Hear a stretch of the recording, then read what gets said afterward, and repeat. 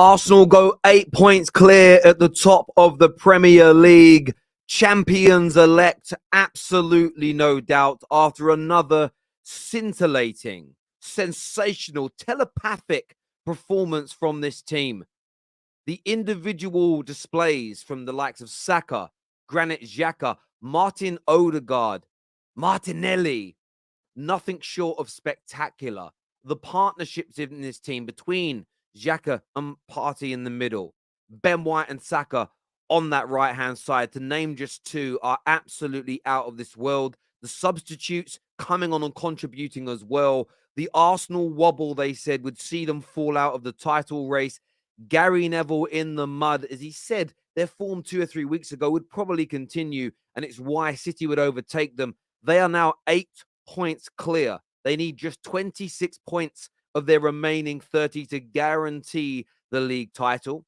They're tracking to get at least 24 of their next 30 points based on their run rate, meaning City have no room to falter. If Man City lose to Liverpool in their next game, they will need Arsenal to lose 3 of their remaining 10 games. They've only lost 3 all season long. This is becoming a brilliant season for Arsenal, there's no doubt about it. They will be champions. In fact, for me, they are champions already. They will go on to win the league from this point. There is absolutely no doubt about that in my mind. City have no room for error. City have no room to maneuver. They have to win, essentially, their last 11 games. Arsenal's run rate is impeccable. They're the team that are going on great runs. They are the team that reacts best to losing. City are formidable. City are a brilliant side, and it isn't impossible for them. But every single week, Arsenal push them back more. They make it harder. They make it a more unattainable achievement, even for a team as good as this City side, even for a manager as decorated, as brilliant as Pep Guardiola. Arsenal destroy Palace today. Destroyed them. Ripped them limb from limb. Limb from limb. Absolutely emphatic. And that is 2 wins on the bounce now for Arsenal in the Premier League, where you just see the level, the quality, the ruthlessness, as I've already mentioned, of this team. A completely different side to that we saw in the Europa League a few nights ago. Clearly, this competition means more to them this year. And I know some Gooners want to see them fight on all fronts to that level with that intensity every single game. That's to come. Don't forget one of the key things that we spoke about many times on the terrace this year. This Arsenal team is still improving. This Arsenal team still has room to maneuver. This Arsenal team, in many people's opinions, still hasn't hit their pomp yet. Hasn't hit their pomp yet. Young, talented, more money being invested in the summer, by the way. This Arsenal team has not even started. And their run of form in the Premier League after those 3 terrible results has been nothing short of impeccable. Impeccable. Yes, they may have conceded some goals in those games, but they bounced back and pushed through. And as I said, Gary Neville's doubling down is going to end up making him look very stupid indeed at the end of the campaign. You know, and listen, a lot of Man United fans don't get why I want Arsenal to win the league. Listen, for me, it's Operation Stop the Treble. United stop them in the FA Cup. Arsenal stop them in the league, and hopefully somebody else stops them in the Champions League as well. I don't want those guys winning a treble. Of course, I prefer Arsenal to win the league. Why would I not? It'd be absolutely crazy for me to want anybody, but Arsenal to win the league from this point. United can't win the league, so somebody else has to do it. If we were in the title race, I wouldn't want them to. But yes, listen, another absolutely top-class performance today. And you look at the players, and there's so many to pick from today. Ben White, another impeccable performance on that right-hand side from him. He's been the best right-back, I think, in the league this year, without a shadow of a doubt, from day one until this moment. I don't think anybody would put another player above him. We know Reece James is sensational, but he hasn't played a lot of this season. Ben White has that. Granit Xhaka, another good goal from him.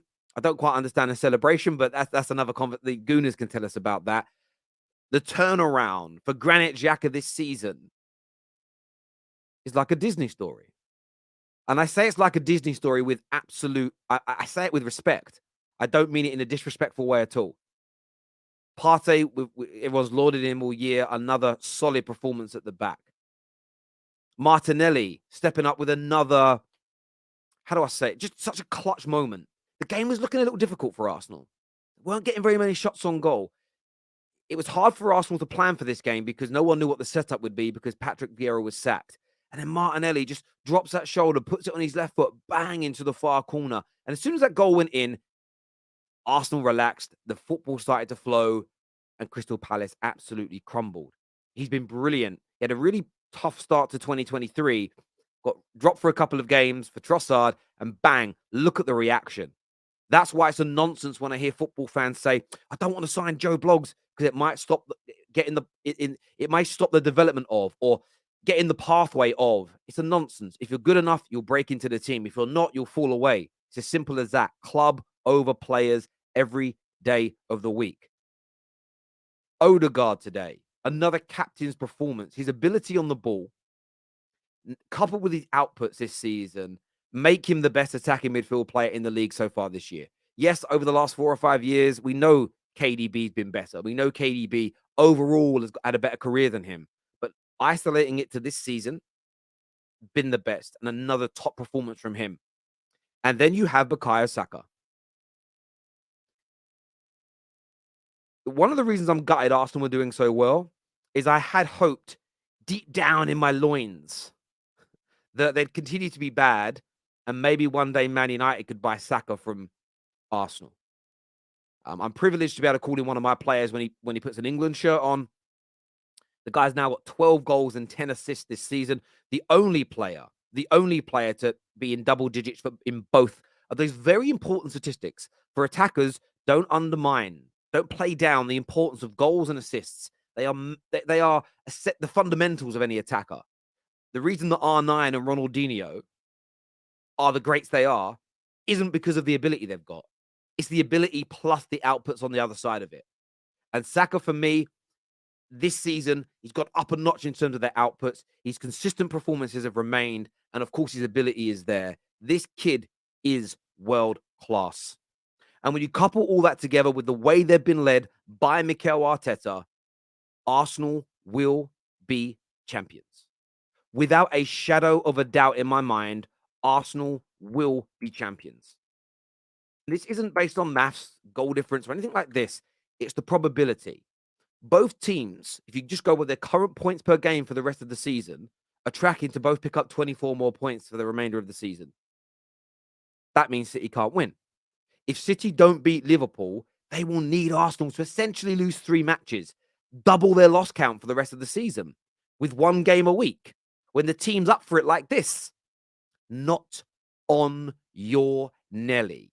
It would take a minor miracle for City if they are to lose to Liverpool. Thus, the pressure on that game is so high. Every game becomes a 6-pointer now for Man City as they are 8 points behind. Yes, there's a game in hand, but points on the board matter more. They always have, they always will. Never let anybody put a different narrative into your mind. It's never how football's been done. Points on the board are worth more than games in hand because there's no guarantee. You know, and as I've said already, and I know there'll be some City fans saying, why are you writing us off? It's not about writing you off. I'm just telling you who I think is going to win the league. The 8-point gap, the performance levels, the win rate, the winning streaks, the ability to bounce back from defeats or bad performances from Arsenal, I can't write them off. I can't say they're not favourites from this point. If you were 8 points clear, I would be saying you are favourites from this point. 110%. And we are going to get the panel out now to have their say on the show a little bit earlier than we normally do because United are kicking off in about 25 minutes. And of course, I know a lot of people, I do get a lot of cues like, why are you so nice about Arsenal? It's my job. It's my job to be fair, to be unbiased, to be balanced. But I do want to watch my team play. As you can see, there's the league table. 69 points, 8 in front of City. Look at that with Tottenham now, 20 points ahead of City, 31 points ahead of Chelsea when you look at the London rivals there. I will throw it in there as well. Yes, nearly 20 points ahead of Man United as well. We do have 2 games in hand, though, but I'm not worried about them yet. We've got to win them. Remember, points on the board are worth more, but there we go.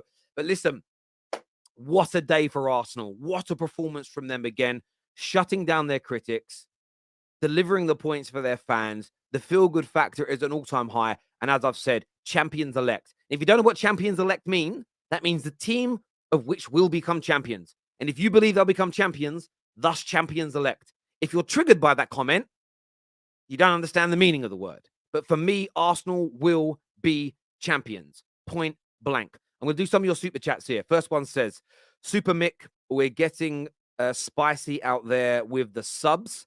Yeah, the subs, listen, when you're winning like that, making subs is fun. Oh, this guy might come on and score, whatever. They're great.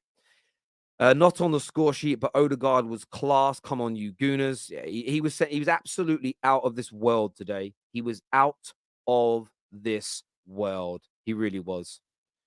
The celebration is for his daughter, I believe. Oh, okay, there we go. That makes sense. That's the kind of thing kids do. That's the kind of thing kids do, didn't they? Like, no. So that makes sense. That's cool. I like that. If it's for his baby. Xhaka celebrate. Okay, it's for his daughter. Thank you very much. That also, by the way, proves I'm a gooner because I don't go and read like gooner fan stuff like that. I would never have any idea. Do you know what I'm saying?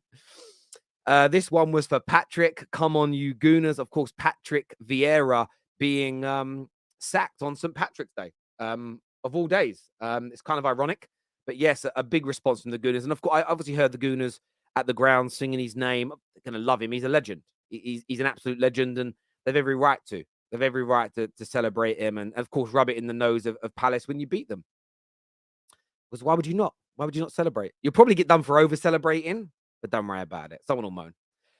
Every single one of these people shouting about how Arsenal will bottle it just sounds so desperate. Mate, Daniel, do you know what's crazy? I said this to Jess a number of weeks ago. One of the reasons why I just accepted how good Arsenal were, it's easier to take. When you live in denial, you constantly feel pain. Don't live in denial. It's bad for you. It's very, very, very bad for you. You know? It's why you get a lot of these bitter, a lot of these fouled ballers who become YouTubers and content creators, and I like my ballers, bruv. They're just bitter because they didn't make it as footballers, and the people that worked harder than them made it. So they hate hard work because they're lazy. Remember that. Denial and bitterness will kill you. Saka's average, just stat pads against, just like Salah, both overrated, doesn't even pass the eye test, and Arsenal fans it's only Crystal Palace. Chill. Brother, it's 3 points, Lang and Sweet. It's 3 points. And have you seen Saka's record in big games? Swear he scored against you, scored against United. Come on now, bro. Ben White is a giant. What a player. Yeah, the kid's class. By the way, right back. Keep him there. Don't even worry about moving him back into centre back. Class. Can we please take time to appreciate the opening goal? Saka, a left-footed crossing with his right, and Martinelli, a right-footer scoring with his left. Scary hours. You can't deny that. It's sensational. And I mean, Saka's goal was my pick of the bunch. I'm lost for words at how good that was. And again, I got stick online for saying how good it was.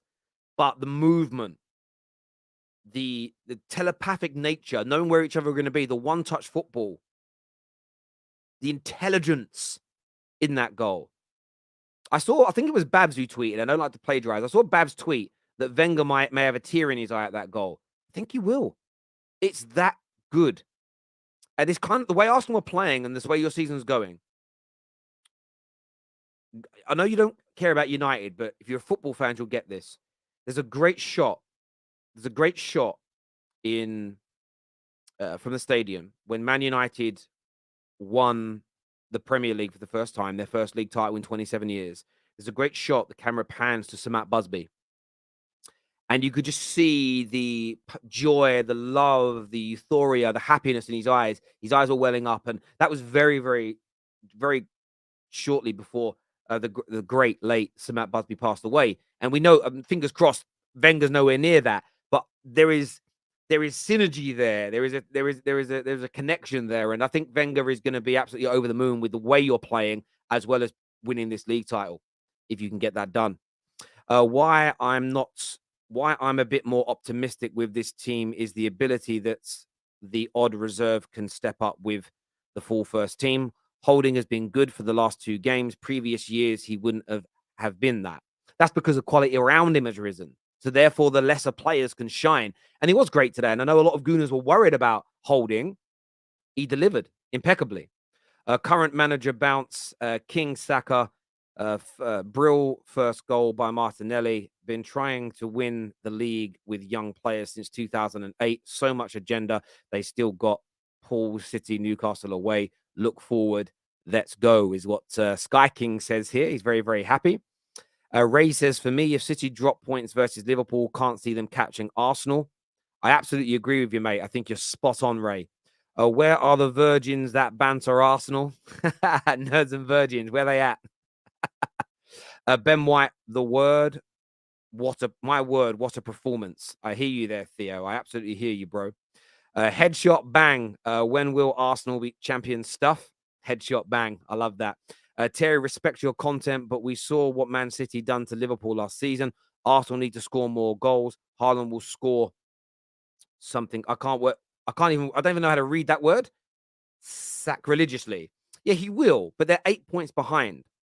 So it's different from last year. They were ahead of Liverpool. They're behind now. It's very, very different indeed. But I hear what you're saying, brother, and they could still turn it round. Terry, I have to say, I've only recently come across your channel, and I love how balanced you are, rightfully calling out pundits and people talking rubbish. I love that, Paul. But if you're bad next year, please don't boycott the terrace like Spurs fans have done. You've got to, grow the thick skin as well. If you come bad next year, I'll also call you out because that's just how it is, because that's what real people do. But I appreciate your compliment, brother. Thank you. Arsenal still have to play Brighton, Liverpool, City, Chelsea, and Newcastle. Still a long way to go. There is a long way to go, but I don't see them losing more game. I don't see them losing more games than City in the remaining period of the season. I just can't see it, my friend. I just can't. Such poise, such noise. Was that Peter Drury who said that? It sounds like a Peter Drury comment. Saka's first goal, the way he sneaked through 2 defenders to score, brilliant. And that movement won't get spoken about. That movement is every bit as good as a Cruyff turn or a keepy-uppy or a rainbow flick. In fact, it's harder. It's rarer.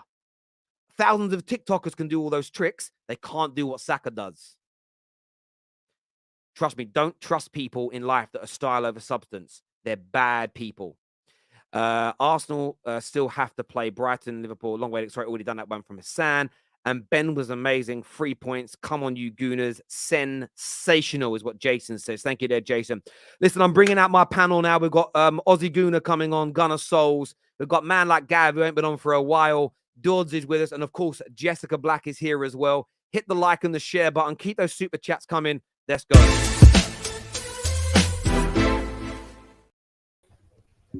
Welcome back to the show, everybody. Congratulations on going 8 points clear. Jessica Black, talk to me. Hey, everyone. Can you guys hear me and see me? Perfect. Good.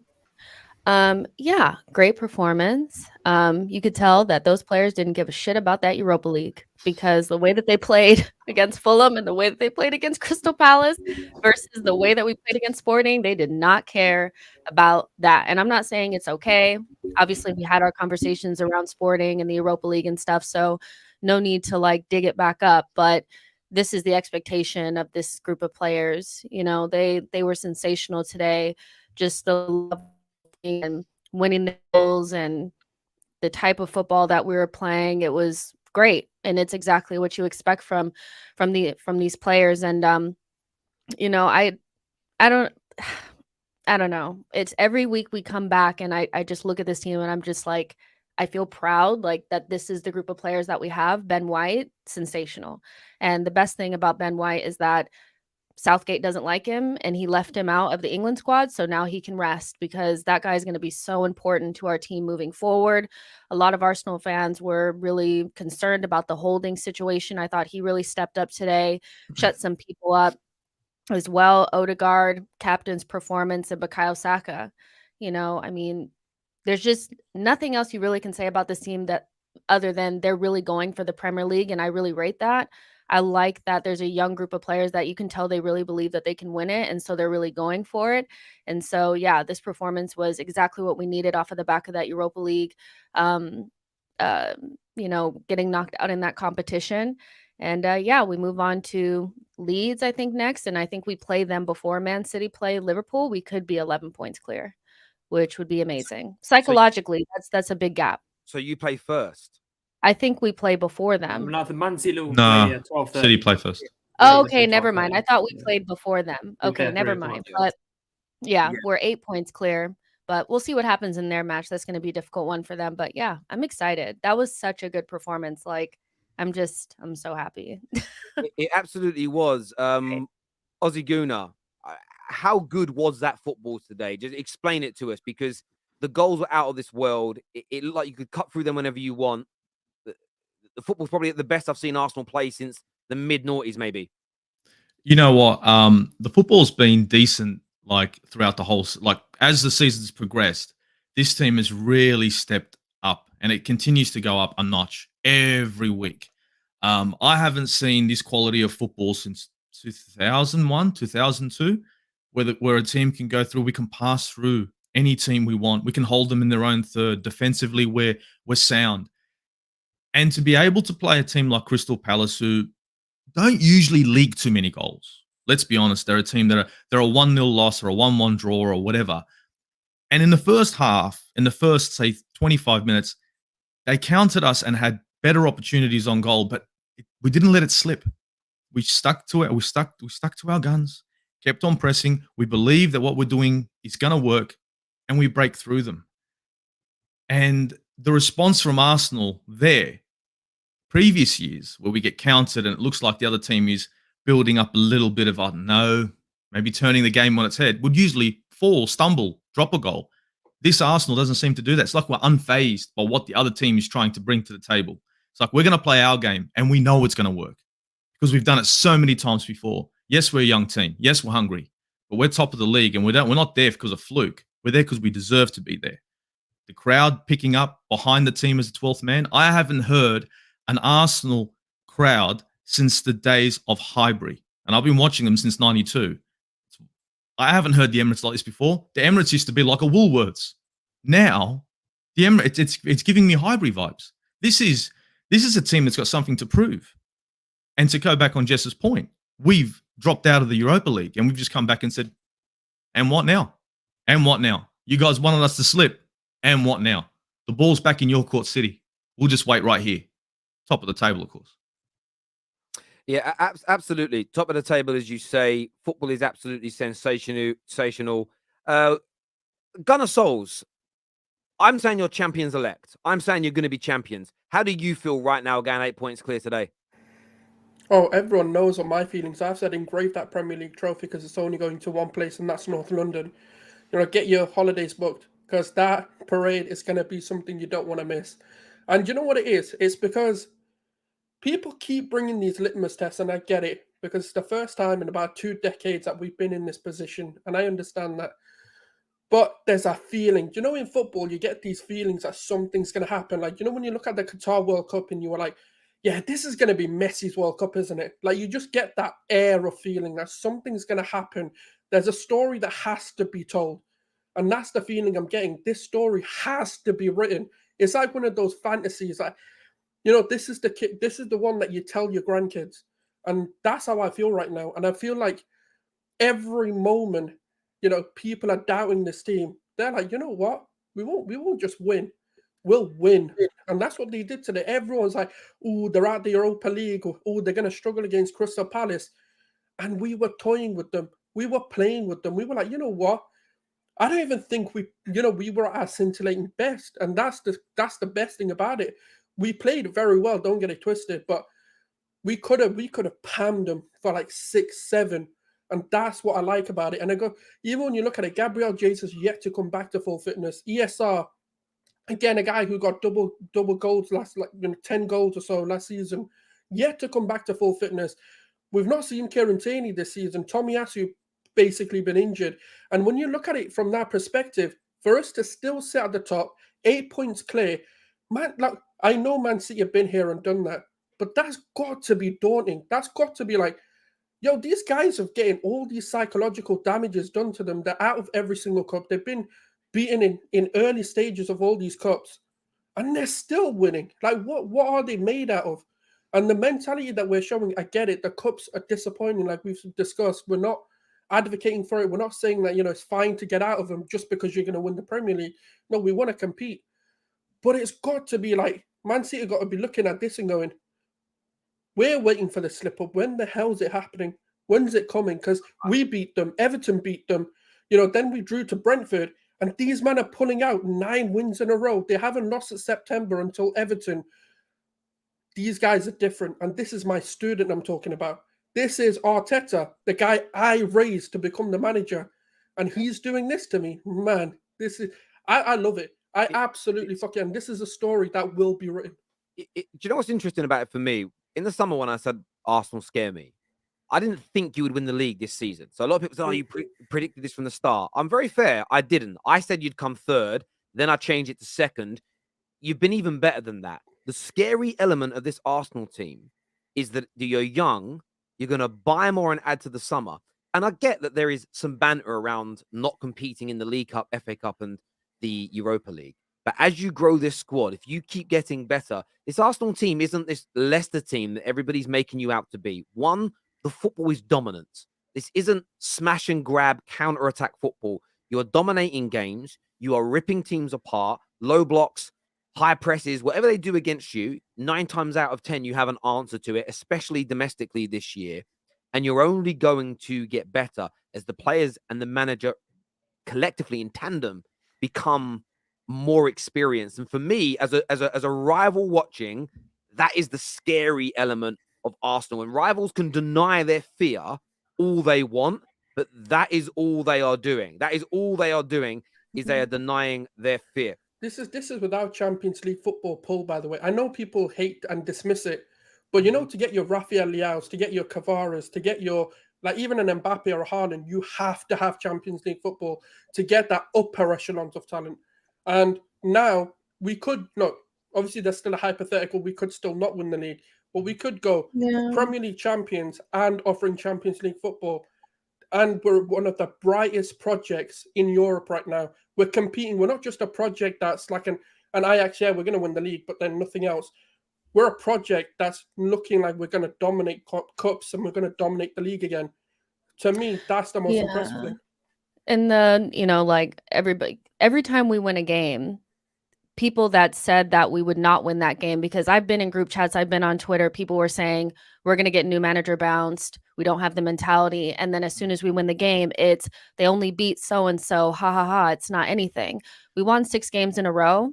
I think Man City have only won 4 games in a row this season. Like that's as far as they've gotten. And I'm sure in their run of games, they've played a Palace and Everton and these types of guys all in a row, and they didn't get 6 wins in a row. So it's not easy, because if it was easy, all of your teams would be doing it. It's not easy. And to also talk about, like somebody said, oh, Arsenal need to score more goals. Have you checked our goal difference lately? Off of the back of this game alone, now we have our goal difference is 40. Manchester City's is 42. So like this is not Arsenal just out here nicking a goal and barely beating teams and stuff. We've been dominant. And so you can say it's just Palace, but if you're not beating just Palace and just Everton and just Fulham and just so-and-so in a row like we are, I wouldn't be talking, because it's not easy, or else everybody would be doing it. 110%. You're absolutely spot on there. I obviously want to speak to Dodds and Gav as well. I want to speak about Saka on the show today, because the kid is doing bits. Craig here says, I honestly think this is proof that City are not themselves in the league. We them with ease. City are definitely focusing on the Champions League. Do you think that's fair, Dodds, to say that you are where you are because City are not focusing on the league? No chance.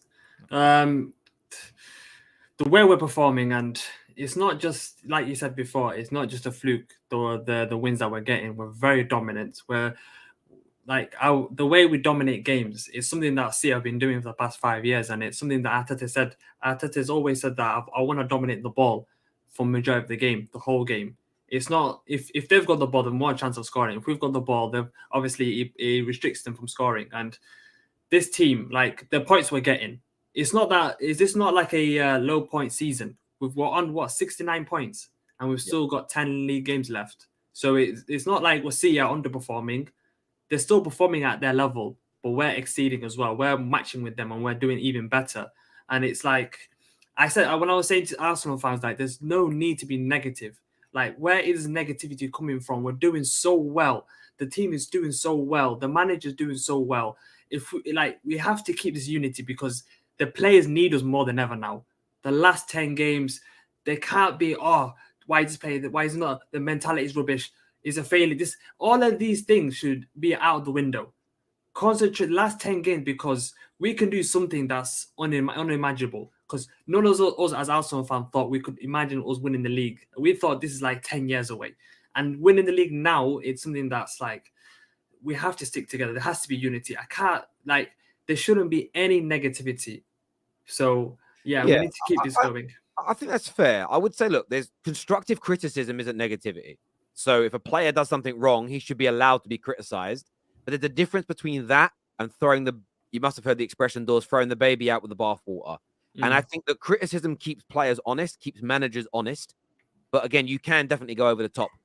Prashi says, why people hate Arsenal on the way to 14 league titles, no corruption, loads of banter from rivals from 2006 to 2022. This team deserves to win. This here says, Saka, the only Premier League player on double figures. And we're going to come back to that in just a second, my friend. Terry, you started this prediction. Using data since week 14. Don't lie. yeah, that's what I did. In fact, I actually have a DeLorean. I'm from 2027. I already know what happens. It's all a forgazing for me. I'm not really here. The only thing Gareth Southgate gets right is how highly he rates Saka. I actually think he is player of the year, not just young player. We'll come back to that in a second. This says, why is everyone saying Tierney should play the seasons when Tierney was left back? You finished 8th, and 5th. With Zinchenko, you are top. Fair enough. I mean, I think go on. It's more Tierney's injury record. I think people forget that Tierney, when he was playing, he was excellent. And he was good today when he came on. He's just unreliable with his injuries. So you can't attribute us finishing 8th, and 5th to one player. I think that's unfair. We're not first because of Zinchenko. And I don't believe that if Tierney was playing, we would have massively dropped off. He just can't play like 90% of the season. So, yeah. Yeah, I get that. Gav, I wanted to ask you, we are going to talk Saka, but I wanted to ask you about Xhaka and how important you think Xhaka has been to this turnaround this year and you potentially winning a title because, he was maligned by most fans. Most of you were happy to see him go. Most were angry when he stayed and didn't leave. Talk to me about his turnaround and how him and Partey are kind of driving this brilliant season for you. Well, first thing first is that you mentioned Xhaka and my face lit up straight away because I'm someone who has championed this guy for nearly a decade. And all the things that he was doing wrong at Arsenal just goes to show that he wasn't being played in the right position. For years, when he was at Gladbach, he had a defensive midfielder alongside him. So therefore, he was able to be free. Anytime we've seen him in a Swiss shirt, he's also done the same thing. And I've got receipts on that as well from nearly a decade. So that is the difference between Xhaka this season as to what you've been seeing before. He's got Thomas Partey doing all the dirty work in between. And some Man United fans might laugh or whatever, but I'll say the same thing about Fred and McTominay. And the reason why those two look so good so far this season when they have played is that Casemiro's there doing all the defensive work, allowing the shackles to be off in the centre of the park. That's exactly what's happening with Xhaka. And what we are seeing now is the fruit of that labour. Yeah, I agree. I mean, when someone mentioned Tierney, and look, Zinchenko is a better technical footballer than Tierney, and they're different types of left backs. I mean, Zinchenko is probably not even really a left back. As his starting position, he moves into other areas, but he's starting with much better midfielders and defenders around him now compared to when Tierney arrived 3 or 4 years ago. I mean, it's just a very, very obvious thing to me. And as a lot of these super chats have alluded to here, Saka, Gav, I mean, are you running out of words to describe how brilliant this young man is? And the big question that I have for you and all of you on the panel is Saka world class?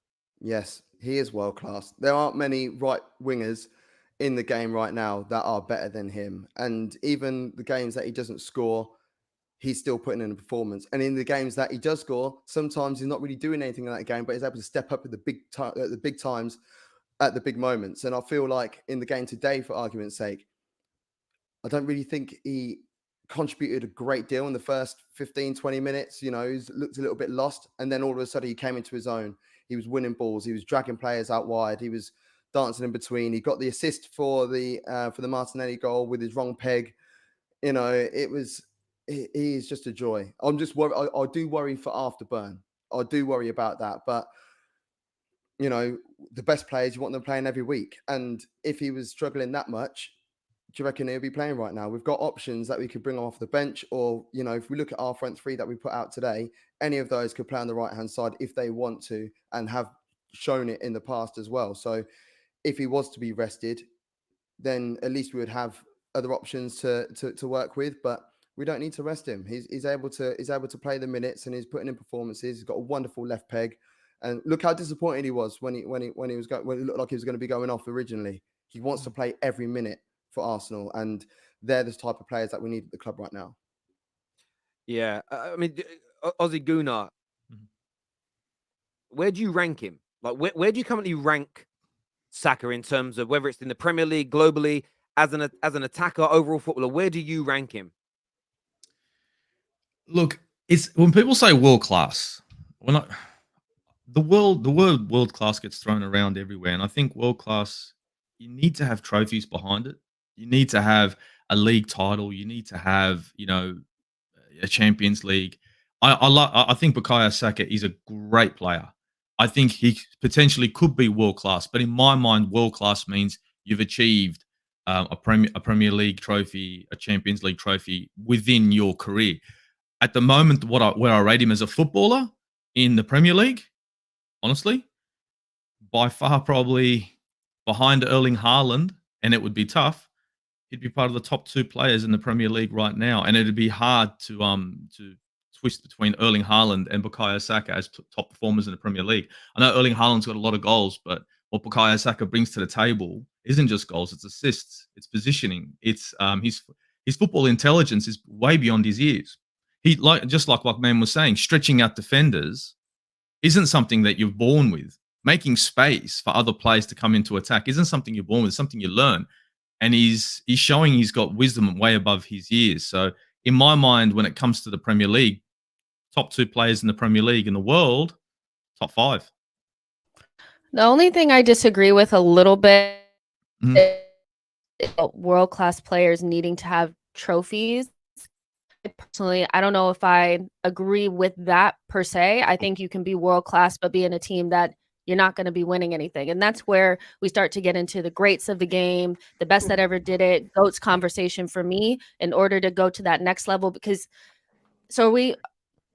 this may be a bad example because Gooners aren't going to like it, but are we saying that Harry Kane is not world class? I don't think he is world class. Like, definitely not. Because for me, the Harry reason Kane why is I world say class. Let's be if- honest. Harry Kane is world this class. is why I He say- is. He hasn't won anything in his life. He Like, can do you move know to what I a club mean? that can win him And something. so, If but- you're good but- enough, you can get the move. That's how I think of it. If you want mentality plays a so part. let me- And if So let me finish. That's why for me it's flawed, because I think Bukayo Saka is world class. I do. I think he is. To get to that next level, being the best in the world, GOAT conversation, where we start talking about you in terms of like the like that, that's where silver comes in for me. So yeah, I think there's for me, another if level you're beyond world class. You're amongst the best in your position. You're the best amongst the players across. But for me, there's a mentality element as well. If you're not winning anything, why aren't you winning? Okay, if it's the team, if you're good enough, if you're world class, then teams should be knocking on your door, like your Real Madrid, like your Barcelona, your Bayern Munich, your Man They City. are doing that. Man City have wanted But Saka that's for the like thing. 3 No, but years now. Then you have to then look at it yourself and go, am I actually going to win something? Because he has been to two finals, and then obviously a few finals with England. if he isn't winning, you have to look at him, and he has bottled a lot of moments as well. So I have to call that out a minute. I have to call that out a little bit. Are you talking about Saka? We're talking about Kane. Kane. Yeah. Harry Kane is world class, you guys. It's not He's really not, up because for if debate. Like, he's it's world really class, not. why is he not winning? Why is he not moving to a club, I have to taking call the that risk out. on his career and winning something? Let Gav respond, please. Let Gav I respond. have to call that out a little bit, because this is where we almost forget that footballers they're also human beings as well. And this guy is born and raised in London. He loves the club. He loves where he is. He's got a family. He's got kids, all that sort of stuff. What if he wants to stay in London? What if he does, there's a talk with about Mason Mount. Oh, Mason Mount, yeah, he might be moving to Liverpool or Man United or whatever. What if he wants as a human being? He wants to stay. He wants to stay close by in order to make sure his family and his kids are all good. There is a thing though, right? And I get where Souls is coming from, because I kind of use this when I'm judging greatness. What Saka's done today and what he's done in the last few games, as an example, he's delivering in the title run-in, where you guys know, because I know how all of you felt before today's game. You know you should beat Palace, but there's a deep-rooted fear in you. Even though someone like Dawes will do a TikTok and go, easy game, easy win. I'll shave my mum's head if we lose. In his heart of hearts, there's a part of him going, oh, God, I'm nervous, right? That's very smiling. Why do I know this? My team's been in many title races. Like, the younger ones don't remember it with Arsenal. The older ones do. What Saka did today, Harry Kane has never done. We did it for one season and didn't win the league.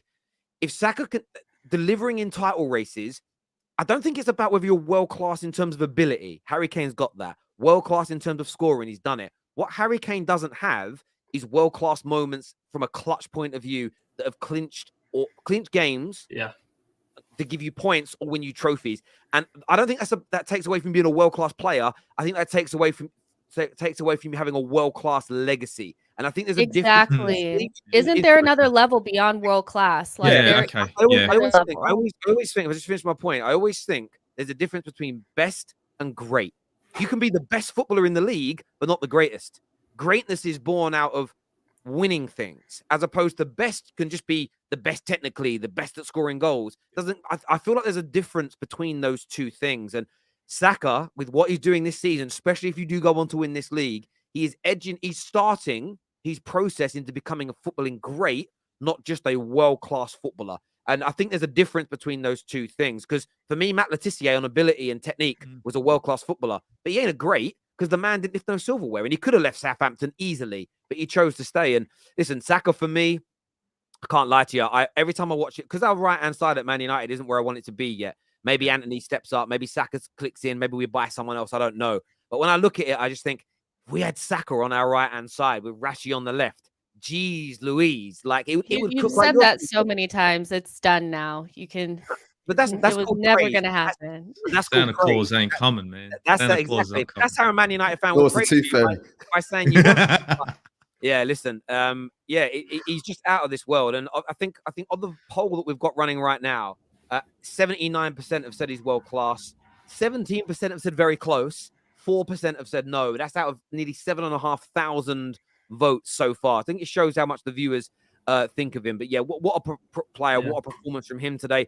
Martinelli as well, Dawes. I mean, this guy has just gone to another level this season. Yeah, in the past 6 games, he's got 6 goals in his last 6 games. And for me, the reason why he's now stepped, he had that patch where beginning of 2023, first 3, 4, 5 games, he was struggling. And I said it before on the stream, a couple of streams ago, I said that him playing with Eddie Nketiah and him playing with Trossard, 2 different Martinellis. Because when Eddie Nketiah plays, he's a poacher, he's a number 9, fox in the box. So he's always in the box. So Martinelli can't go inside because there's no one to play on the left wing for him. But when Trossard, he comes deep. He's link-up player. He can go on the left, so Martin can go for the middle. And that's when we saw the best of Martin at the beginning of the season, when Gabriel Jesus was playing up front. Because the fluidity between the front three is so good, and defenders don't know who to mark. But if you've got a proper number 9 like Eddie Nketiah, the centre-backs know I'm marking this guy during the whole game. But Martinelli, man, like... I think Firmino's got the most goals as a Brazilian, 15 goals. He's already on 12, I think, 12 goals. He can definitely beat that. And what he's doing at 21 as well, man, we have to put a lot of respect on his name, because he had a pretty shaky start when he's had injuries at the beginning of the Arsenal career. People didn't really believe in him. They thought he might not work out, but this season he's actually stepped up and he's going to go a long way in his career. Martinelli, Saka, we are so blessed to have two. Not Martin. I don't think Martin's world class, but two upcoming world class players for the next 10 years. So, Jess, as well, I wanted to ask you because I know you've had a lot of stick for this, Zaguna. When there was a signing of Trossard and people were talking about play Trossard, maybe drop Martinelli, but what about the pathway? What about the gateway? What about the development of a player? Doesn't this prove the point that if someone's good enough and has the right attitude, doesn't matter who you sign, they'll raise their game and deliver? Yeah, it's funny because a lot of people, like, once Martinelli started scoring again, they were like, see, take that. You said Trossard should come in and Martinelli should sit. And I was like, that's exactly what he did, though. He did. He sat, and then he came back into form. And Martinelli even said himself that sitting out helped him. So it really just brings home the point that, like, some players survive and some players don't when good competition comes through. Ramsdale said that Trossard is not here to just chill on the bench and fill in minutes. He's here to take somebody's spot. And I think Martinelli took that personally, and he's been very good ever since Trossard has been in this side. And I think it's going to be interesting to see how Arteta works through this stuff in the future, because Trossard played really well through the middle and Martinelli played really well off wide, but then you have Jesus coming in as well. So there's going to be constant competition. Players are going to sit, players are going to go out of form, but having players to step in, light a fire under your ass and make you perform makes a huge difference. I hope we do it on the right-hand side as well, just to balance everything out. But there are no pathways or holding space or, anything like that. If you're good enough, you'll rise to the top. What do we always say? Cream always rises to the top, right? And Martinelli has done that, having a very good...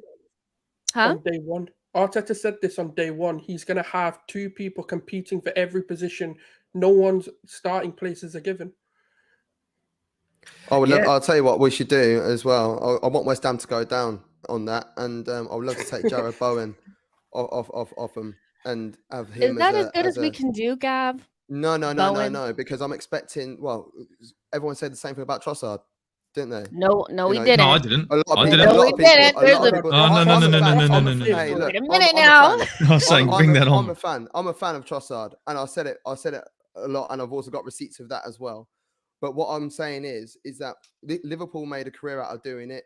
Man City also did quite a bit of that as well, buying the better players from the lesser clubs that want to make a step up, and also helps with the British quota as well. Getting someone like Jared Bowen, who is not going to go in and start every game ahead of Saka. No way, we know this.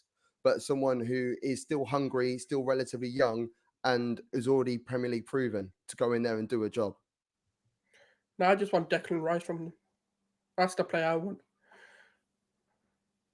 Yeah, Declan Rice, I'm honest, I've said this before. I think Declan Rice at Arsenal, legitimately, I feel like he could do something extra special.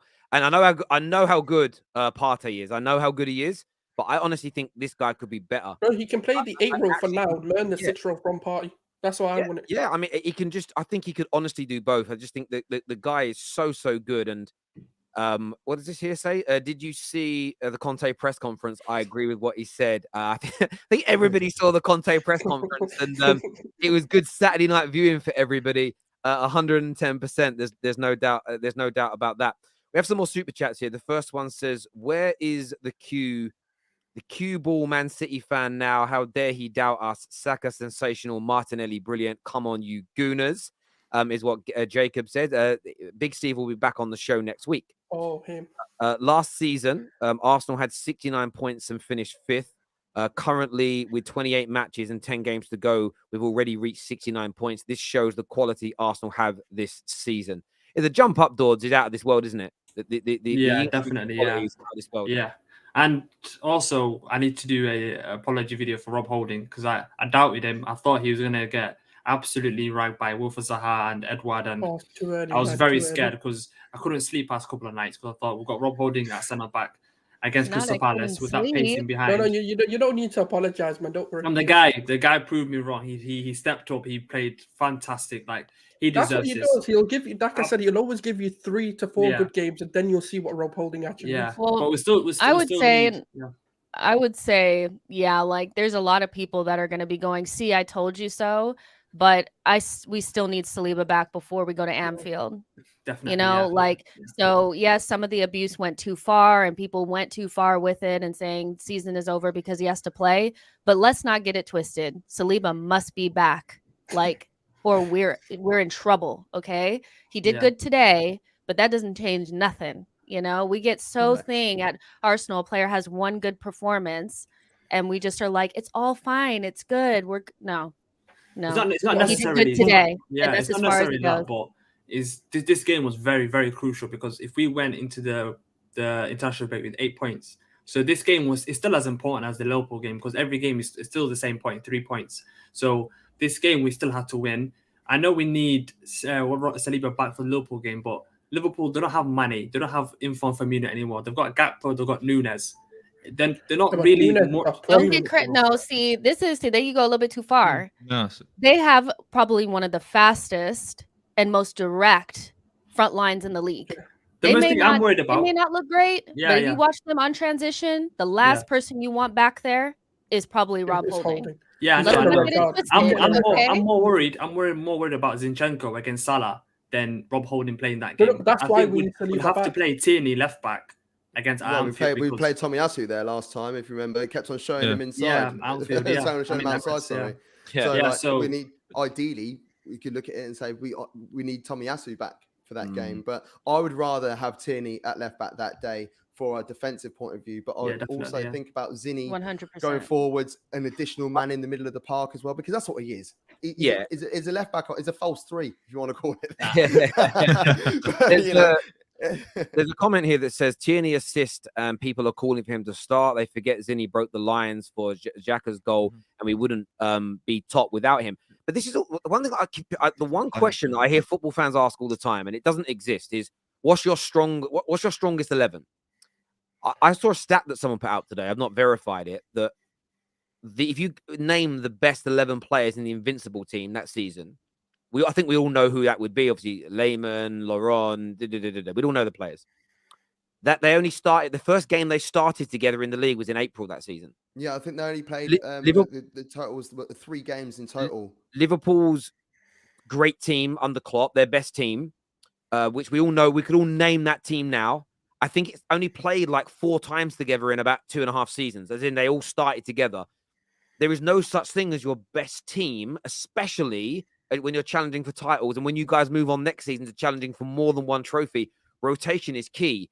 But all fan bases do this where they get giddy. Nelson scored a great goal. Oh, we've got to give him a big, long new deal. We've got to do this. It's like, whoa, slow down a minute. Because, again, just slow down a minute. Because Eddie Nketiah was as good as Jesus 2 months ago. And you all know he's not. Slow down a minute. I've got to keep your club honest, I think is what you need to do. City fans forgetting they nearly dropped 2 points last week to the same Palace team. It's very true. Lang and Sweet, as Palace fan here, says, let's see how good Arsenal are when they play us and Liverpool. Also, Arsenal fans, you don't win the league in March, so humble yourself. Is what we normally get beat up in March, though. So this is progress for Arsenal. I feel like what historically fans are seeing is like they feel like any sort of confidence or us being excited about our team or talking about a good performance is us not taking them serious. We are taking you serious. We know you have Haaland. We know you're the best team. We get that. But like, stop with the main character thing. This is our stream right now, and we had a good performance. We can say it. Nobody's saying, that it's just going to be smooth sailing. It's not a lack of being humble. Like, if you see this as a lack of being humble, you're smoking. Like, you wait till they win it. But everyone's telling us to be humble. We're just stating facts. We're top of the league because we've performed better than any other team in the league. We're not saying Manchester City is out of the water, done and dusted. We're excited about our team because of the way they're playing, the way they're performing. They're the youngest team in the Premier League. The stats speak for themselves. The wins speak for themselves. Our performances speak for themselves. Why can't Manchester City take us a little bit seriously? Or is it that we just don't exist? I mean, it doesn't make sense when they say be humble. It's like we are humble. We're top of the league for the right reasons. We didn't fluke these wins. We didn't scrape through every single win. Like, Yeah. well, what do they want us to be? Do you want us to just shut up and just say, "Oh no, we're going to lose the league. We're going to lose. We're useless. We can't do nothing," and just be Basically. negative on top of the league? Let's look for negative points as Arsenal fans while we sit top of the league, so we can make all the opposing fans happy. Sakes. They scored. Oh, fuck's sake. We lost that game 4-1. Yeah, we scored the 4. They scored 1 and we lost. Yeah. It's a negative. You won the focus on first that. half, you won the first half 2-0, but you only won the second half 2-1, so there was no improvement. It's it's crazy. Let's just drop those 3. Yeah. This here says, I would like to ask you all, are you prepared to win the Premier League or finish top 4 and won't the FA Cup? I think finish top 4 and win the FA Cup.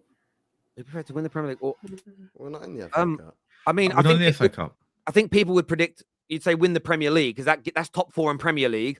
If you had to choose between winning the FA Cup and being second, or winning the Premier League and no FA Cup, I think everyone's going to pick the Premier League. Everyone would pick that. It's an upgrade and still a trophy. Yeah, and seeding in the Champions League now. Yeah, I was going to say that too. I'll take the Prem. Yeah, definitely. Gone are the days when coefficient points just put you top seed. That's how we got away with it for so many years. You know, now you have to go out there and win the Premier League in order to get top seed. So, you know, I really hope that we're able to do that and get some dross in the group stage and try and trust ourselves after Christmas next year. Absolutely. This here says you finished 5th last year, and only 2 players that you put in your 11 were Zinchenko and Jesus. So to say Zinchenko hasn't made a difference is odd. Zinchenko is pivotal to your playing style. That's not what I said. I didn't say he didn't make a difference. I said that you can't say that Tierney is the reason why we finished 8th. You know? Can I jump on it for 1 second? Come on. Yeah, go on, just jump on it because they're 2 different players. So this is the thing. Like everyone goes, "Oh, he's a left back. They're a left back." No. You have you got an inverted left back. So Zinchenko, he's cutting in all the time. If you watch Zinchenko move, he doesn't move like Tierney. Tierney likes to bomb down the left-hand side. I love that. I love my left back to just stay on the left-hand side. Zinchenko cuts in. Every time Zinchenko cuts in, he brings the winger in, he brings a midfielder in with him, and he opens up space. So he's a different player. And I think it's horses for courses. I'm not saying Tierney's not, it's Tierney that cost us or this and that. I'm just saying Zinchenko's a different player. We're playing a different style of football under, having Zinchenko on the left-hand side. Just watch him play, guys. Watch him. He cuts in, and you'll see the shift in the defense. It's just different players. Totally agree. To the other guy saying Saka is not world class because he doesn't have trophies. Is Kane world class striker or not? We kind of went through that already. But Alex Kim, thank you for that super chat, brother. Thank you. Patrick here says we have more points than City on this point for the last 5 years. Like you say, Terry, this is not about City being bad or focusing elsewhere. This is it, and even then, points totals are not the only barometer, because if multiple teams in the Premier League all improve at the same time, there's a possibility that the teams at the top have less points, but it doesn't mean their overall quality has dropped. It's a barometer for improvement, but it isn't universal. It's not just that means you are better, because theoretically, what if you win the league next year on less points? If you got worse, are you going to criticize that? You might actually be a better team next year, but you might not have a goal that goes in off the back of a goalie's head in one game and you're 3 points behind or something. Like, that's not a dig, but it's points are part of it, but I wouldn't go too far. Terry, this is off topic, but please, Breeze, bring Safe back on. We will get Safe back on one day, I promise.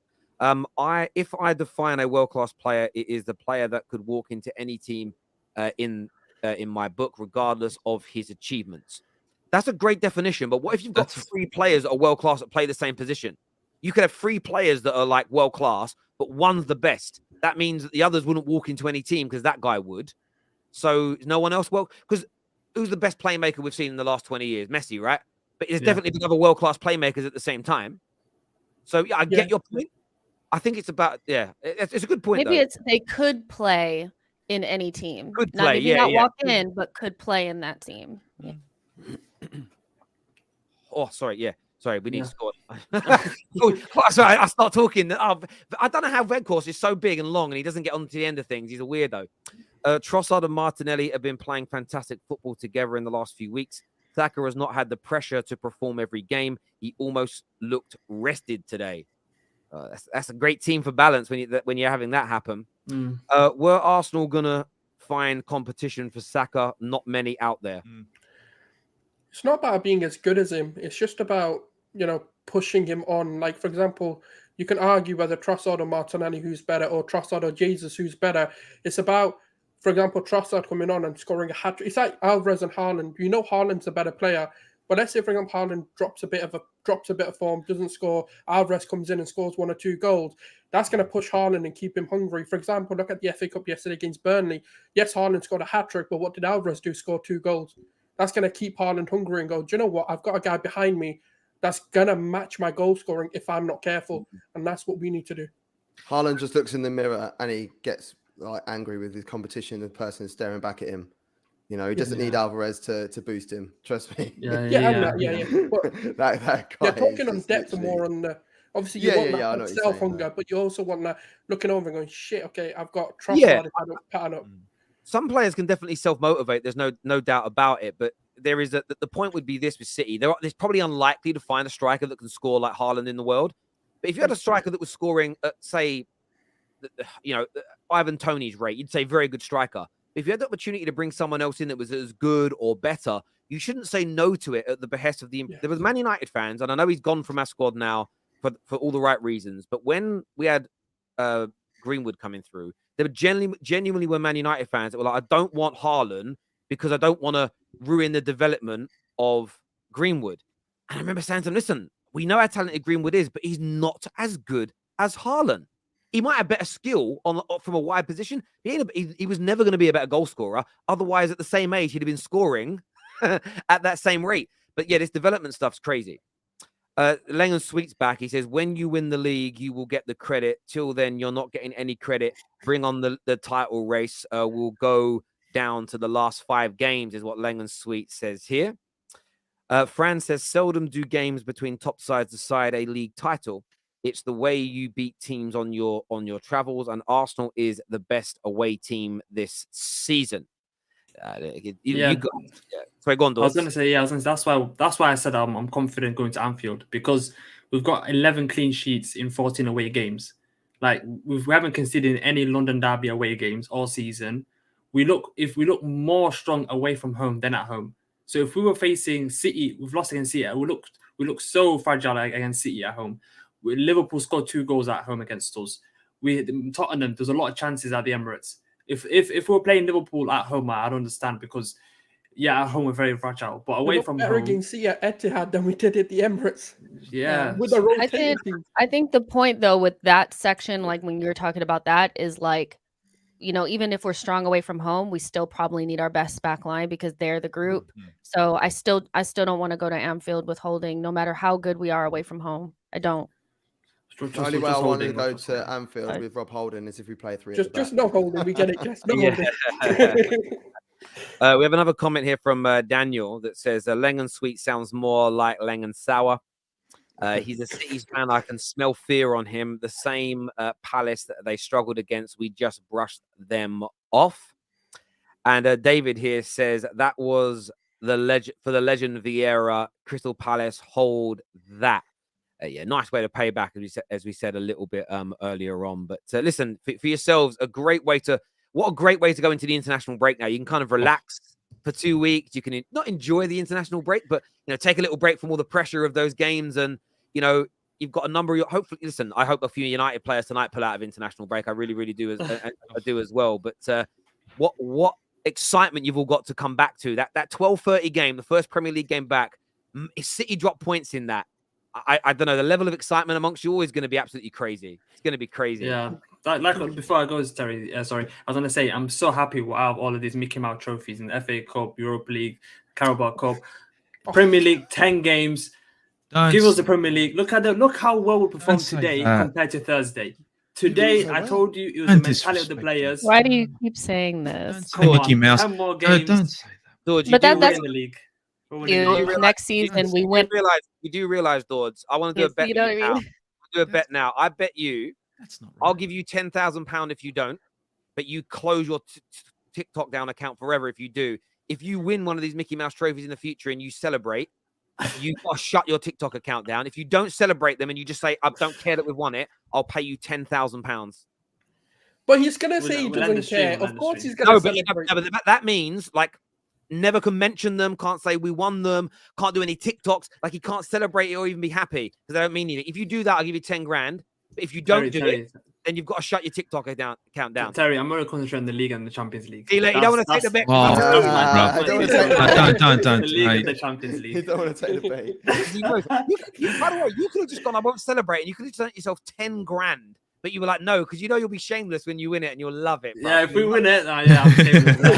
And for you, celebrating winning it is worth more than 10 grand, and I respect it. But I just thought I'd put some money on it there. Listen, Jess, George, Gav, Souls, and Aussie Gooner, thank you for coming on. Viewers, you've been brilliant as ever. We're live after Man United versus Fulham as well, so make sure you get yourselves back here on the terrace for that. Even if you don't support either team, it'd be good to hear your views and opinions.